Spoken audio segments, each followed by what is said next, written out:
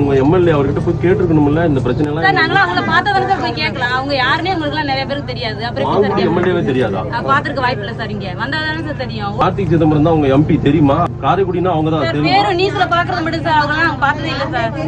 இவங்க வேலை பார்த்து சம்பாரிச்சு இவங்களோட தண்ணியை இவங்களே வாங்கிக்கணும், குடிக்கிறதுக்கும் குளிக்கிறதுக்கும். இந்த மாதிரி ஒரு வளர்ச்சி பாதையை நோக்கி தான் இந்த காரைக்குடி சட்டமன்ற தொகுதி போய்கிட்டு இருக்கு. வெளியில காமிக்கிறது ஒண்ணு, நடக்கிறது ஒண்ணு. ஆனா பஸ் ஸ்டாப் மட்டும் இருக்கு. எதுக்கு?